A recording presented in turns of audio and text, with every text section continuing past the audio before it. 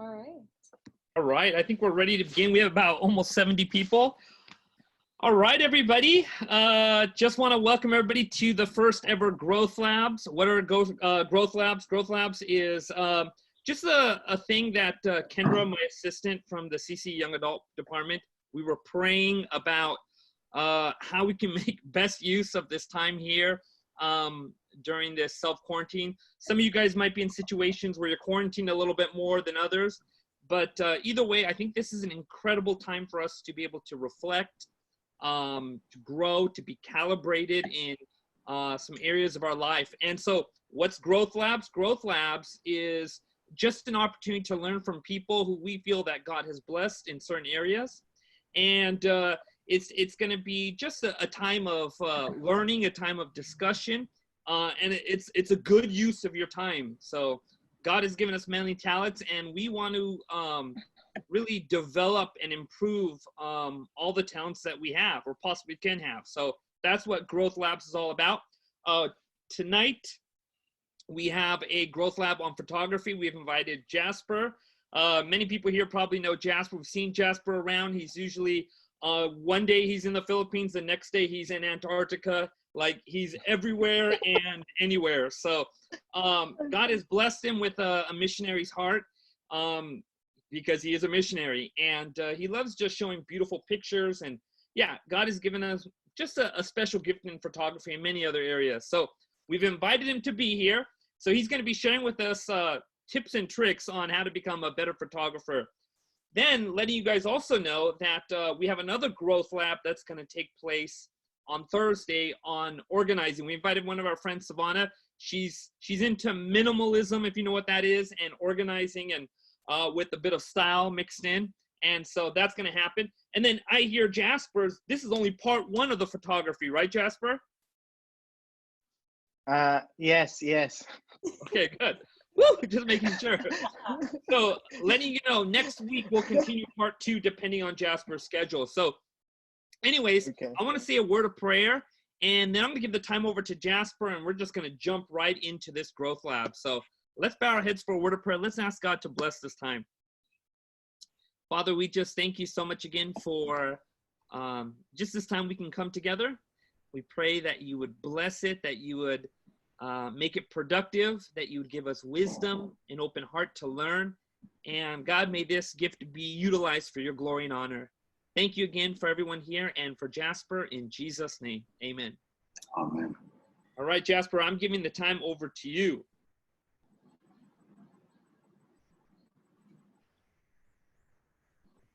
All right.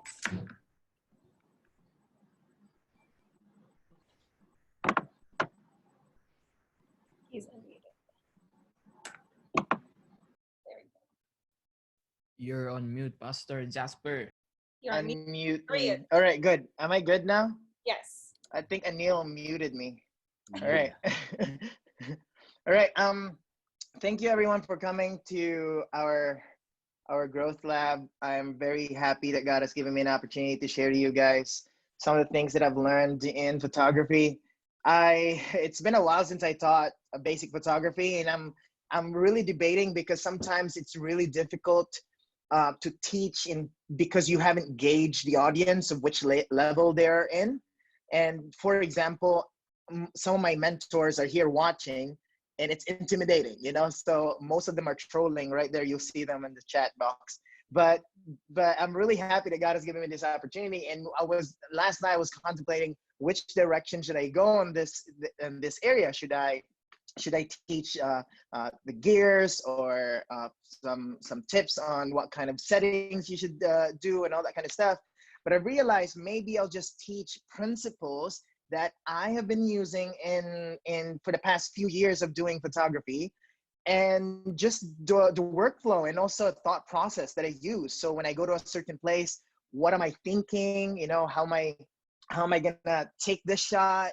And maybe this principle, regardless of what camera you use, you might be using a phone, a Sony, a potato, a cabbage, whatever it is that you'll be using, you have this kind of mindset in your mind, right? And you'll say, hey, this is how I'll take my photos.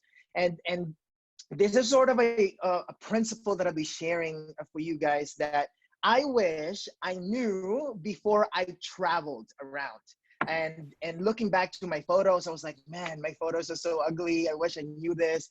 And I wish that I have applied this so I have not been wasting time to go back to all these places. So I hope that this will a little bit challenge us and also give us an opportunity to, when you go outside and do something and take photos, then we'll have an opportunity to actually apply these principles. So the title of our topic today is Composition and the Hunt for Light.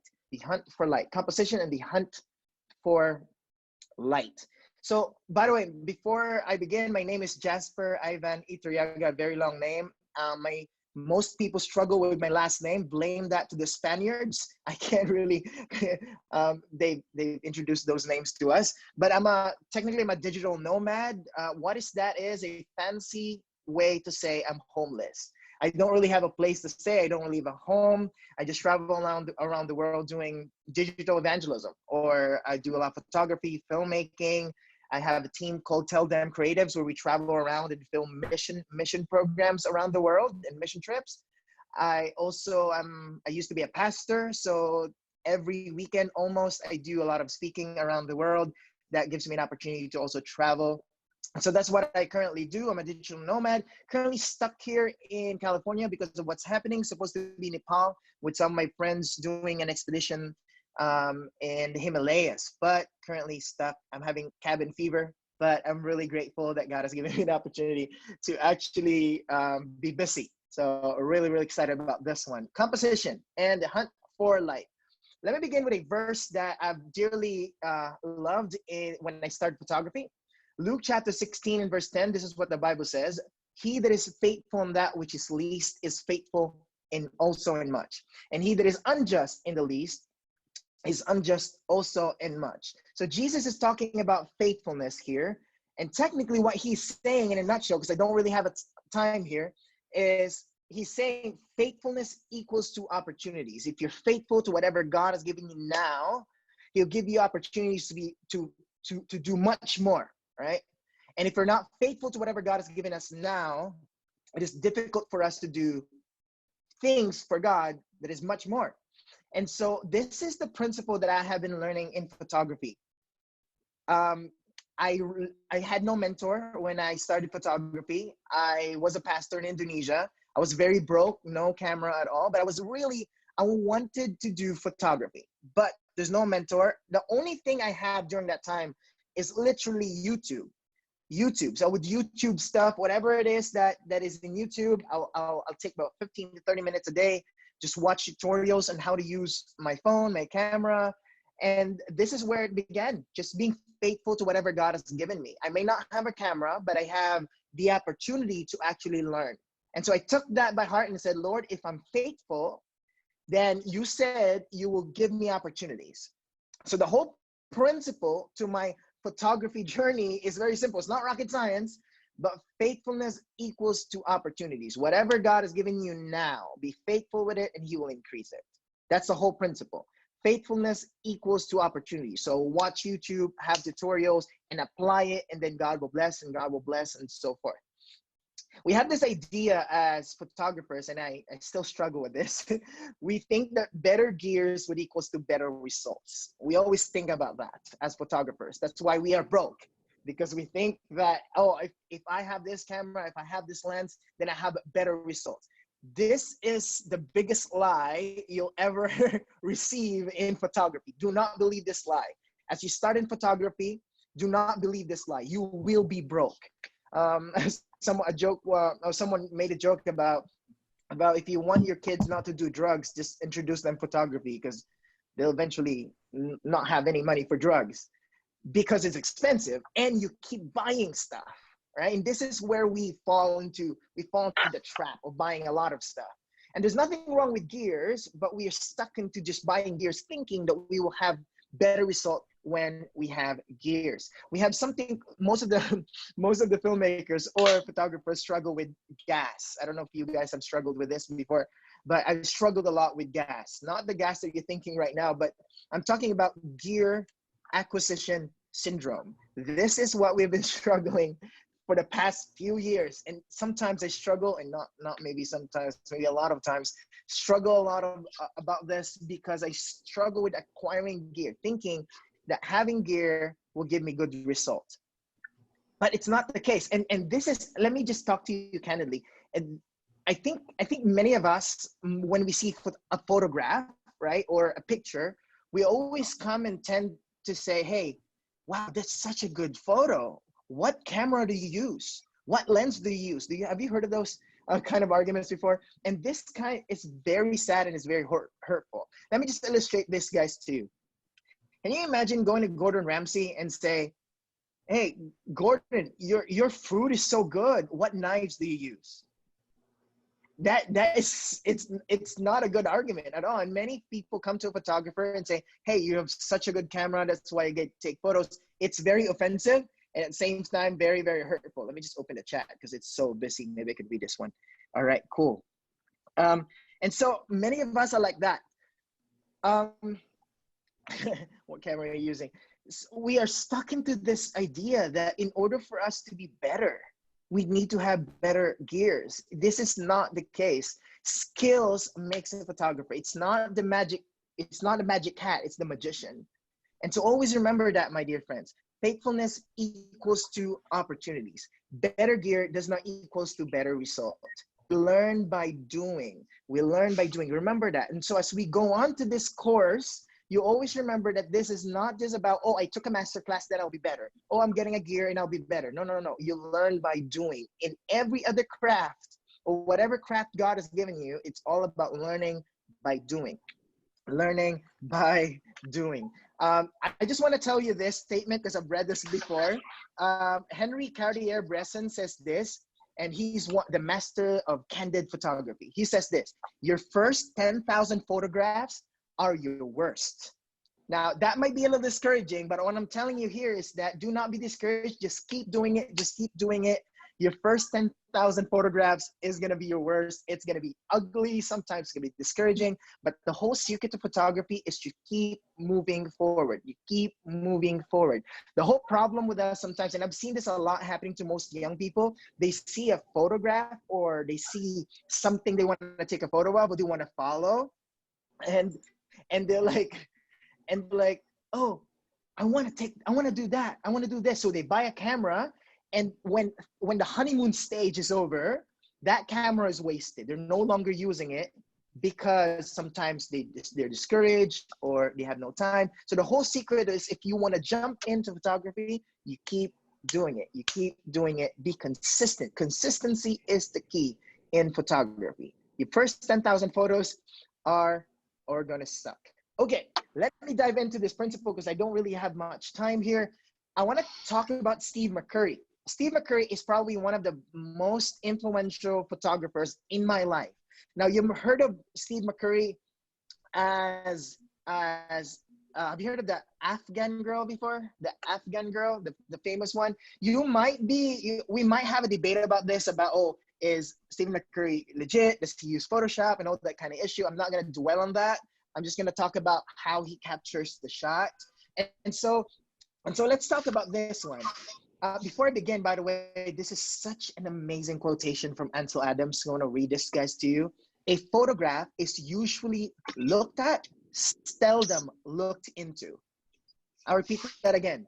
A photograph is usually looked at, seldom looked into. And many of us are like that. We go to Facebook, we go to Instagram, we go to an art gallery. We usually just look at the photo, but we are not looking into it.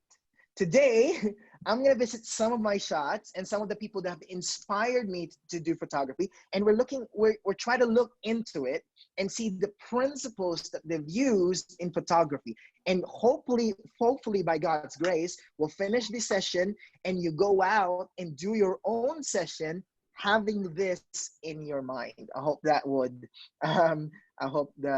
we can clarified. Jasper is faster than Sony's burst mode. I'm sorry, talk so fast because I don't have any time. Hi. All right, good. All right, let's do phase one. I have phase 1 and 2 here. I don't know if I can finish phase 1, but let's try phase 1 first. composition. I don't want to talk about gear setting and what gears I'm using. I'm going to talk about a principle that I wish I knew when I started photography, right? I wish I knew this, and I wish I've applied this to every time I took photos. Now, I'm gonna ask you this this afternoon, this evening, wherever you are, to apply this principle whenever you're going out to do photography. And this, I think, is one of the most income report per important. item, diba? Yes, I'm gonna mute you, miss. There you go. we are gonna apply that principle, and we will see if this will be effective to you guys, and be practical. I hope I'll try to make this practical as much as possible. And if you have any questions, please put that in our group chat box, and I'm gonna try to answer that as much as I can. All right, cool. Now, the first one that we're gonna study this afternoon is the rule of thirds. This is probably one of the most disregarded rule if you're doing photography. Now, before I begin, by the way, rules are meant to be broken. These are rules, yet you can break this and try to make it on your own. And so I want to try and encourage you to follow these rules, but at the same time have fun doing it. So number one, the rule of thirds. Let me just introduce this principles. As I study the photographs of Steve McCurry, and these are the principles that I've learned maybe a year and a half ago, and I've decided to apply these principles into my photography, and I've seen improvements, and I hope that this will be your experience too. For example, the rule of thirds. This is a photograph that he took in India, and you'll see, and I'm just gonna put a line to you. This is what the rule of thirds look like, and you probably see that in, oh, there, Neil's people right there, but you'll see that the squares and the lines, you put the important matters on those lines and those dots. So you have 4 dots right there and those lines. As much as you can, try to put the subject in there, the most important part of the image. So you'll see the head of the person there and the feet, and that's what he wanted to portray to people, and so he puts it there. For example, another one, you have the cow and the elderly woman right there in that photo. I hope that is clear.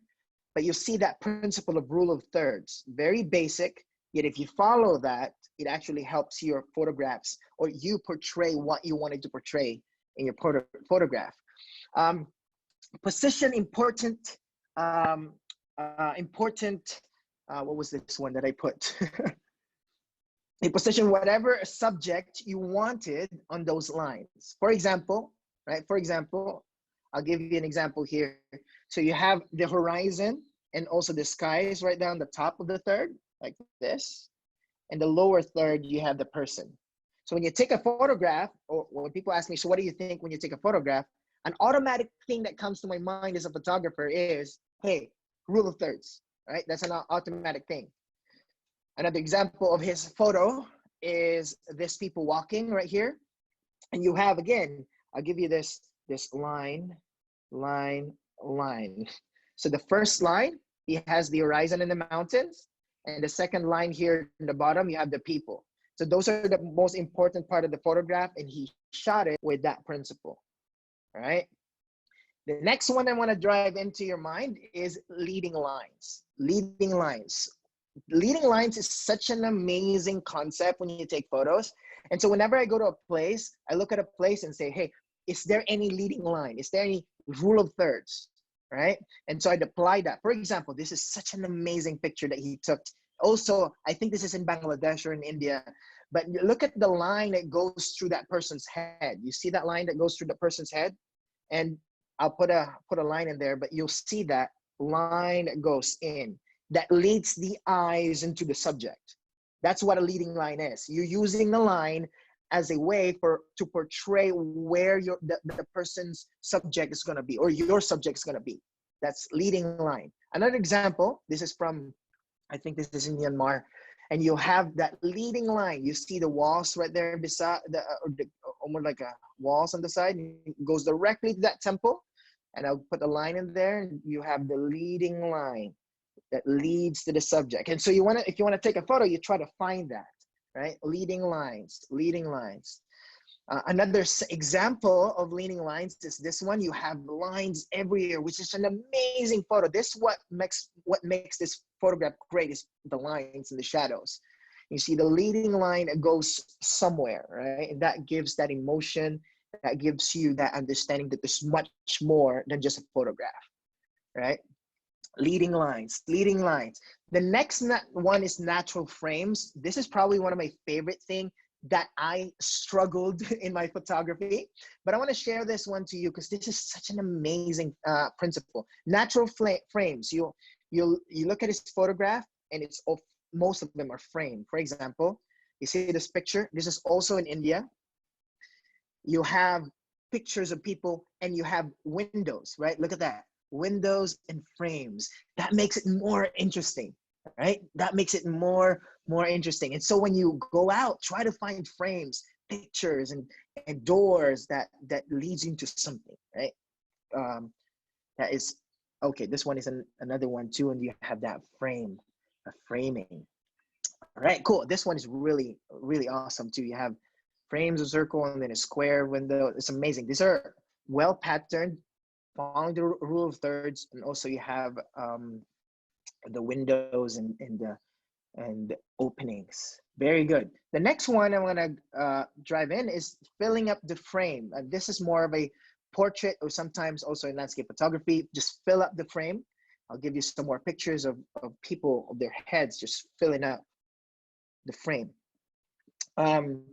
The secret to this is that when you take photos, and I'm not sure if I'm really going to talk about portrait photography because I'm more of a landscape photographer, but this is, I think, will help you a lot when you take photos. When you take photo of a person or in portraits, what matters the most is the eye. If your eye in portraits is not really that clear, it's really hard to portray emotions. And so you focus on the eye, but when you focus on the eye, put the eye always in the middle, the dominant eye in the middle. Put that dominant eye in the middle, and you will see this gives you the impression that the eyes follow you. This is why when you see photos that are well shot and dominant eye in the middle, you will see whatever direction you go, that eye is looking at you still, right? So, and whatever you do, that eye is still looking at you. So, oh, I'm sorry about that. Yeah, that's in Cambodia, Angkor Wat, not in Myanmar. All right, cool. So you see that principle. If you want to take photos of people, put the dominant eye in the middle so that the picture follows you, or the eye follows you. Okay, my favorite one above all, because of the landscape nature that goes with it, is the pattern. The patterns are really important. Check this photo out. You had that blue pattern. This one is in the picture of a monk that he took. The pattern is such amazing. You know, it portrays a lot of colors. You have yellows and red. Those pattern is such an amazing portrayal of a picture. But one thing I like about Steve McCurry is that he always interrupts pattern.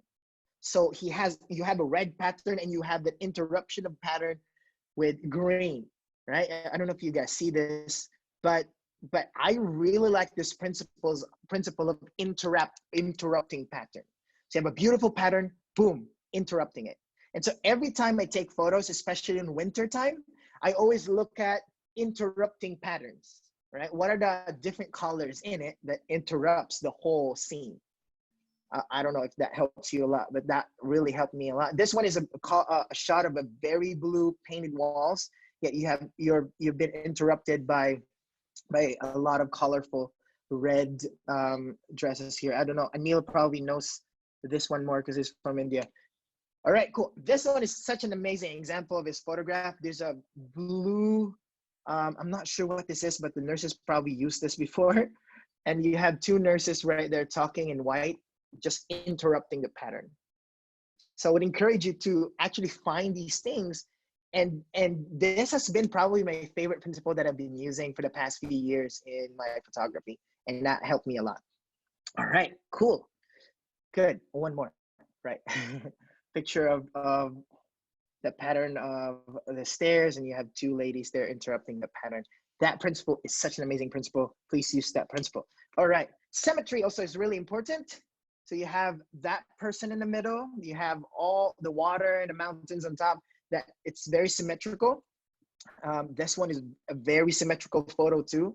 This what makes the what's that called, the photograph special. And again, remember what I've told you about breaking the rules? You need, these rules are meant to be broken. The baby's eyes, the dominant eye of the baby is not in the middle, but he was put in the middle symmetrically. So he chose to put it symmetrical instead of putting the dominant eye in the middle. So you have that breaking the rules and changing the rules to suit what you wanted to portray. All right. So you'll see this one is an example of a very symmetrical photo. The rule of thirds right there, the girl is right in the bottom third, if you look at it. And then the top third is his dad, and you have a leading line that leads into somewhere, right? And that what makes this this photograph really unique. All right, cool. Let's look at the application. Now, again, we are not just looking into photographs, we're getting into and seeing these photographs in a deep sense, understanding how it was shot. Right, okay. Application of the photos. Now, as I traveled and as I've watched this on YouTube, just learning, I realized, man, I want to apply these photos, right? I want to apply this on my my photographs and my workflow. And so I started traveling, and I'll show you the examples of these applications, right? Right. Rules are meant to be broken. I told you that already. Okay, rule of thirds. For example, now this is not Stephen McCurry's photograph. This is my photograph now. So I'm going to show you the examples of the photos I took with those principles, right? Okay, cool. First one photo that I want to show you guys is a photo that I took in Hawaii. And when I was in Hawaii, I was looking at the sun, and I realized, you know what? I want to shoot this with a rule of thirds. So I'll give you a little graphic of that. You see the light trail coming in. Oh, by the way, just follow the red dot. Sorry about that. I should be using this one. So you have the third here, and then you have the light here, which is important, and the mountains here, and the lake over here. And so I put it in the thirds because these are the parts that I want people to look at first, the most important parts. So that's the first one. This is a photograph I took when I was in Berlin, a picture of the refugees. I'm not mistaken if they're Russian or they're Syrian refugees. But when I took it, this is very fast. I just stopped them and said, hey, can I take a photo of you guys? And they don't really speak English, but they smiled at the camera, snapped it using the rule of thirds. So the head of the boy is here. The head of the sister is over here. Just that principle. Again, if you ask me, what mindset do you have whenever you take photos? Boom, rule of thirds, right? Okay, next one. This is a shot that I have very, very little time. I have very little time because I wanted to see the baby whale on the picture. So it's very difficult for me to find the best angle, but in my mind, I want to take the shot with the lower third. And so you will see the baby here is in that third, and then the other whale is over here in this third. So I wanted to have the people to look at the baby whale first, and so that's why I put them on the top third. I don't know if this principle is very helpful, but this one has really been very, very helpful to me. Okay, cool. This is a picture of my friend Vanessa in Riverside in a swimming pool, and again, that same principle. I put her on the third right here. Please remember, whenever you take photos, just put people on the third. That will help you a lot, and that will help you. Okay, this really spreads out the photo. Yep, that's right. Spreading out your photograph. Okay, a picture of a tribesman in Papua in a jungle. And I took a photo of him and I put his head here, and I did not use the dominant eye picture because I don't have good lighting, so his eye is not really that clear, but I put his head right here in a third, and his hand where the bow is, this is his weapon, to show his head in his hand, right? So I'm just trying to put that principle right there. Picture, and now I'm not putting a line. When you take photos, do not just put an imaginary line in your head. just put an imaginary line. You don't need to use the grid, or if you have your camera grid, just turn it on. But usually I don't use the line of just having an imaginary grid, but you will see the principle used in this photo. You have the third, so you have, let's put an imaginary cross right here, boom, boom. And you have this guy here, the car over here, and you have the leading line that leads into somewhere. But the third is, the focus is right here. I don't know if that helps you, but that's what I've been using for the past few years. Anyways, let's look at this another photo. You have the third in the moon, the moon in the third, the moon in the third. You have the same one in the reflection, the same kind of concept. Again, the same thing. This third right here is where the mountains are at, and you'll have me right here standing. And so when I take that photo, I set it up. This is actually, it took me like an hour to take this photo because I need to run up to the mountain, and then I asked my friend to click the shutter, and I got that photo. This one, again, the same principle. The lower third is where I'm at. And I'm just gonna fast forward because it's the same principle. You also see here my friend VJ, this is in Kenya. You see him in that third right here. And then the other third is right here, here in the galaxy. All right. Does that help you guys? If you guys can comment. I'm not sure if you guys are, this is helpful with you guys so far. Okay, good. Anil is very supportive. Thank you, Anil. I'm representing your country, my man. All right, good. Another photo that I want to share from the third is this photo right here, where the third is at, and also the other third is right here. So maybe when you move your mouse, go a lot slower. Okay, I am very sorry. So you have it here. You guys, you see it? And then you guys, the other third is right here. All right, good. Another principle, you see it, the reflection thing, it's again the third. And yeah, fast forwarding. I think one of the best example that I can give to you is the shot that I took in Indonesia. This is one of the waterfalls that I took in Indonesia.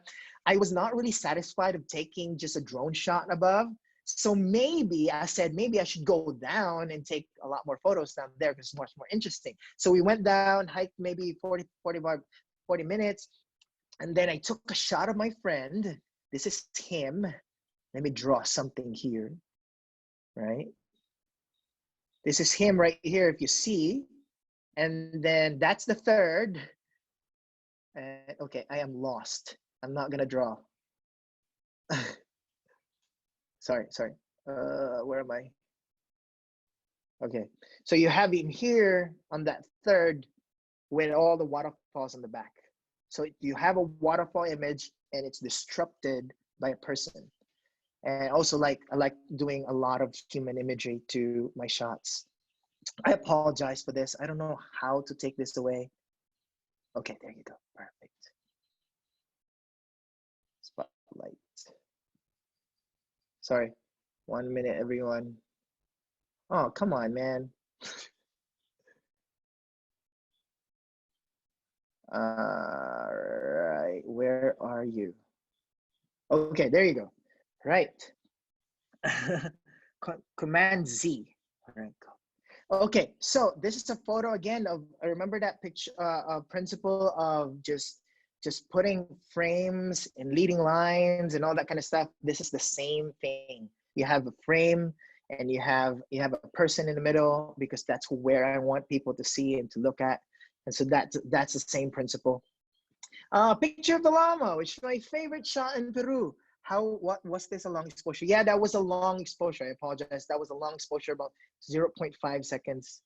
So that's why it got a creamy thing right there. Maybe we could do that in the next lesson.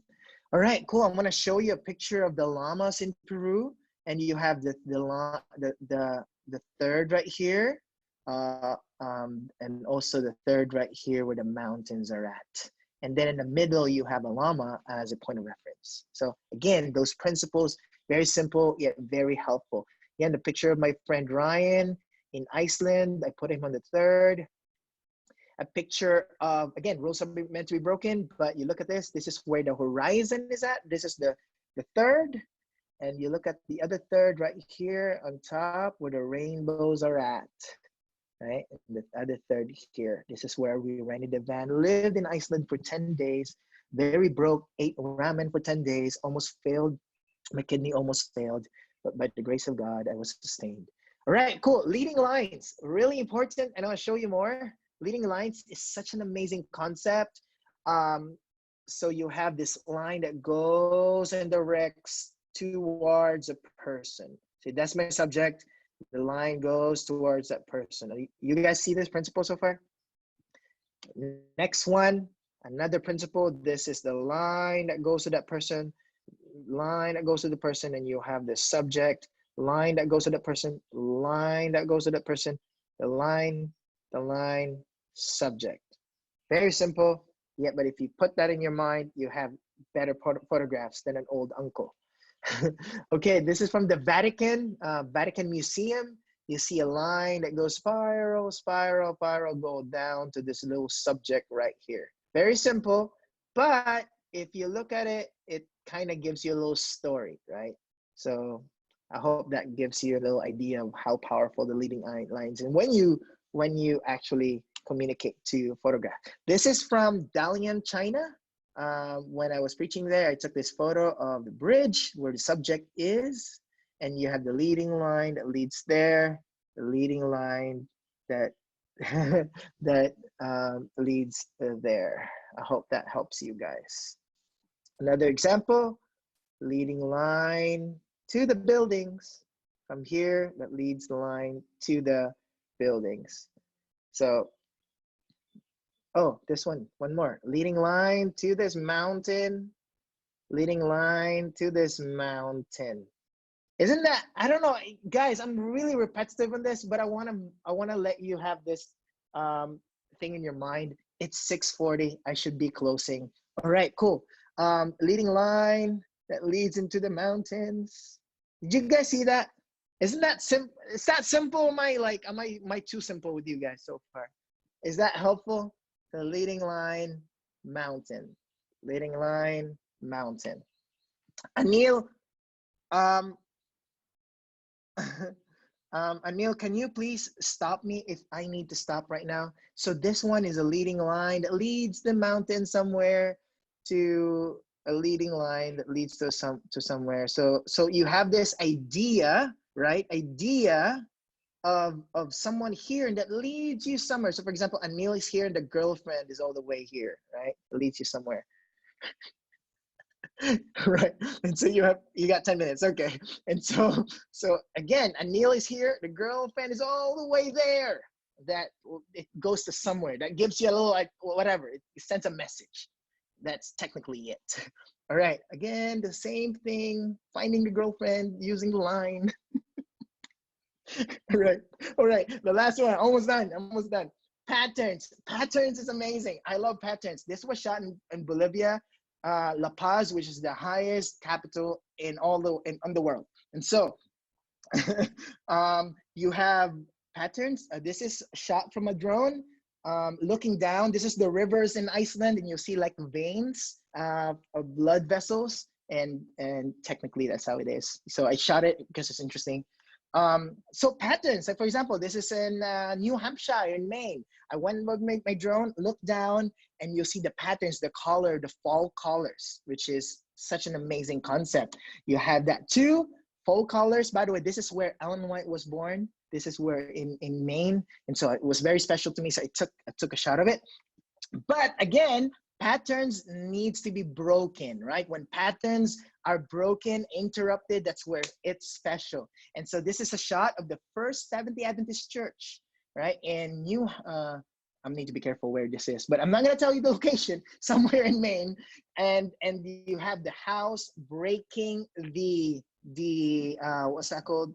Breaking the pattern of fall colors. Do you guys see that?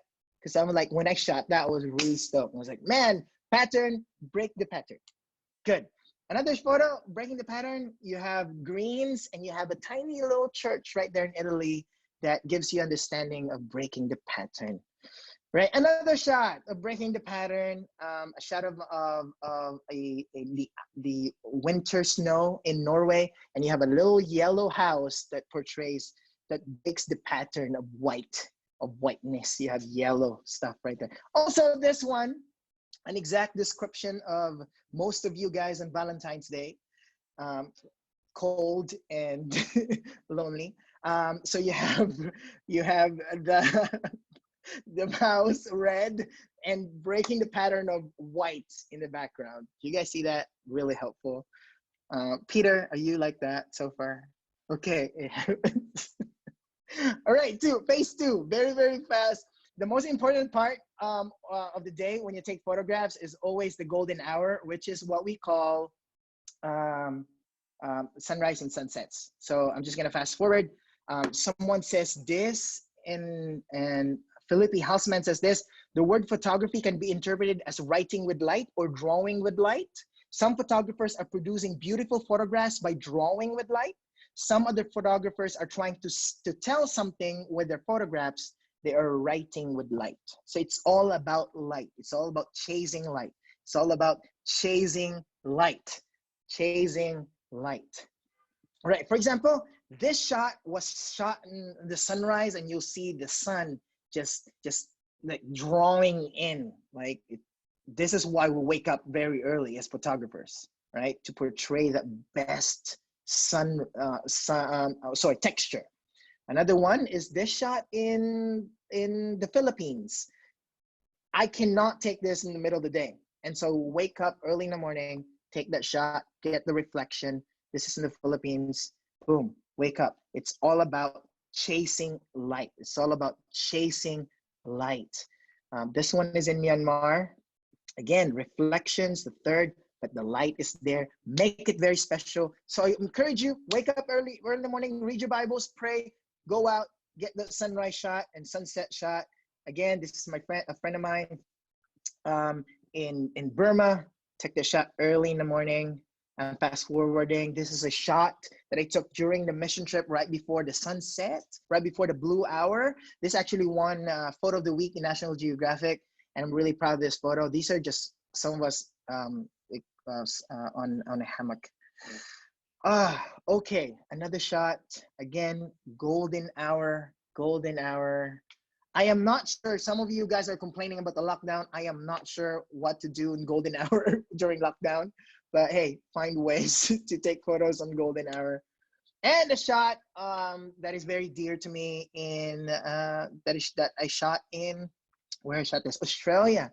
And I've stayed like a night or two just for this shot. And it needs to be in a certain time, certain weather, and certain time of the year when the sun is from the bottom, right, setting. So you'll have that reflection, and you shot this from the drone. So yeah, I'm just telling you guys, this is the most important part. All right, I'm just fast forwarding because we don't have any time. Anil, a shot I took in Philadelphia during a sunset. I think that's for me very interesting. This one shot in Jerusalem. One. Okay, these are the apps I recommend to you guys. This is Photographers Ephemeris. This is $9. Photo Pills is a bit expensive, $19, but you will understand where the light will go, anticipate where it's gonna rise or set, and what time is setting, what time is blue hour, what time you should be there. It's really cool. You should download these guys if you're serious about photography. You'll see nighttime, astronomical twilight, you have nautical twilight. Everything that you need is here, but it's $20. It's expensive, but you should buy this. It's really good if you wanna invest in photography. Or you can go get Luminar, promo code Jasper for $10. I'm sorry, Anil, I'm doing business here, but it helps me a lot in my ministry if you buy that. If you buy it with my promo code, because they gave me 10% from the sale. Thank you, Anil. Thank you so much for just buying the Luminar. Lightroom is okay, but it sucks. Luminar is better, and it gives me a little bit of money too. So it's a voucher giveaway. All right, cool. So just use promo code Jasper, or use my link. I'll put this in my Instagram, and also put my Instagram right here. Follow me on Instagram. And if there's any questions, please ask me there because I'm sure there's no more time. Pastor Jasper or Tell Them Creatives. I don't really have much time. So that is it. Thank you, everyone. Anil, I'm giving it to you. I am sorry I took all the 40 minutes because it won't be Hey, Jasper. difficult. Yes. Shemaya. Hey, man. It's recorded, so you'll be fine. All right. Rabbi Can anyone hear me? Anil, what's the Yes. what's gonna happen now? Yeah. Are we gonna close? So thank you guys for joining us. We actually had 183 registered to join, but Zoom only let us have 100 people. So it is recorded, and we will be uploading them. I'm going to share on the screen a few announcements and how you can find these recordings. So if you guys can just hold on 1 second.